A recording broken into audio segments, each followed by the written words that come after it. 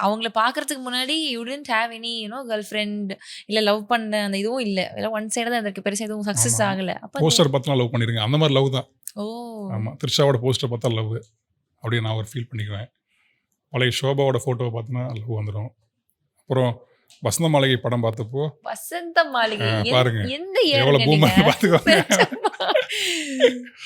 வசந்த மாளிகையில் வந்து அந்த நடிகை இருக்காங்களே கதாநாயகி வாணிஸ்ரீ, அவங்க மாதிரிலாம் அந்த டைமில் எனக்கு அந்த கதாபாத்திரங்கள் மேலே லவ் வரும் எப்பயுமே.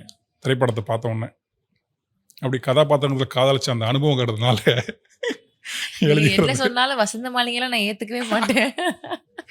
கலைமகள் கைப்பொருளே உன்னை கவனிக்க ஆள் இல்லையோன்னு பாடியிருப்பாங்க. சூப்பரான.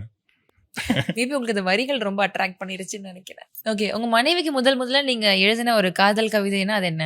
நான் எழுதுன அவங்க தான் எனக்கு எழுதுனாங்க. எனக்கு அடுத்த மிராக்கள் கேளுங்களேன். அந்த பொண்ணு யார் ஒன்றும் எனக்கு தெரியாது. கல்யாணம் வரைக்குமே ம். அந்த பொண்ணு என்ன படிச்சிருக்கு எதுவுமே தெரியாது. எதுவுமே தெரியாது. ம்.